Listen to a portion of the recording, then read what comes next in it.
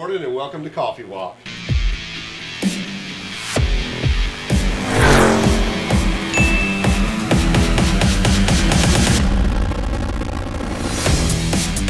Let's start off today with some fresh Oolong coffee. We're using the Sunrise blend. It's an outstanding day to be alive. And yes, life rocks. So what we're going to be looking at today is, if you've been following, we're doing a cosmetic restoration on an 82 Jamboree. It's in the booth. The guy stayed late painting last night, so I'm always excited to see one in the booth that's been freshly painted. Now this Jeep wasn't a full restoration because it started off as a nice Jeep with only 50-something thousand miles on it, so we didn't have to pull the body off and didn't have to do a ton of rust repair. So let's go check it out.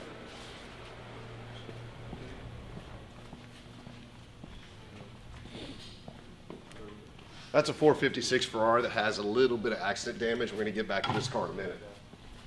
So don't trip and fall.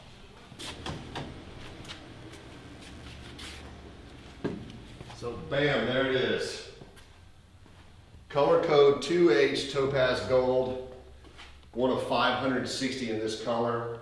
If you want to see a bunch of information on these Jamborees, there is a registry for them. It's called 82 Jambo. There's one thing, when we restore these Jeeps and they have got hard doors, it is important when it's a metallic color or a difficult color like this to paint the doors at the same time. So as you can see, we did. Even though you have the paint mixed at the same time, if you paint the doors at a separate time, there's a chance of the color being a little bit off. But as you can see, we've saved another CJ7, an extremely rare one. The paint on this is much better than what's from the factory, and this will be one of the finest cosmetic condition-wise Jamborees when we're done with it. We'll show it next week when it's all back together and it's got the stripe kit on it. Now let's go check out this 456 Ferrari.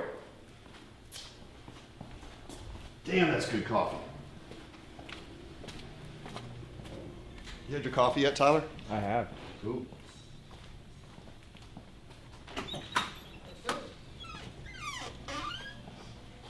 So in the Ferrari world, you've got front engine Ferraris, mid-engine Ferraris.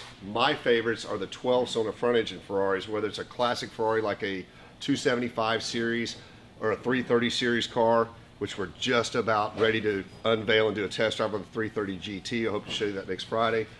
And the newer model cars is going to be, this is a 1995 456. What I really like about this car is it is a manual transmission car, as in a 6-speed. Now, this car was involved in an accident. The guy spun around, hit something in the back, went in a ditch, and it fell over on its roof. Well, he came in and asked if I'd be interested in a 456 Ferrari. His customer traded in a Jeep, so yes, we were. We went and picked it up, brought it back, reset all the computers, changed all the fluids, got it running. Now I'm going to take it out on a little test drive. The mirrors were broken, so we mounted a couple of Jeep mirrors. But my favorite Ferrari of all time is a 550 Maranello. And then backed by that would be the last iteration of the car, which would be a 575 with a 6-speed, which is extremely rare. They only made about 198 of them. Now, what do you do with a car that's wrecked like this? You can either buy the panels and fix it, which actually is fixable, but in my opinion, the best use for this car is probably for parts. Okay, so these 456s, as I said, are 12-cylinder cars. They are the 456 series, the 550 series, and the 575s are almost bulletproof. I've actually rallied one for almost 40,000 miles. You can run them hard, put them up wet, and they just don't break. At SEMA this year, one of the big themes was people were putting odd engines in odd cars. For instance, there was a Supra out there with a 456 motor in it. There was a Honda out there with a new 4088 Ferrari motor. In my opinion, the best use of this car is to use this in like a resto mod. If somebody's lucky enough to have a vintage Ferrari body that has been robbed of its parts, this would be really cool to put in there, or perhaps you have an idea. Let us know what you think the best use is for this motor and transmission. But since you've got a complete car here, you could take this motor and this 6-speed transmission, put it in something really cool, or you could build this. But I'm going to take this out and show you how powerful this car is and what it'll actually do. There's nothing like driving a 6-speed gated shifter Ferrari. It's just super, super cool.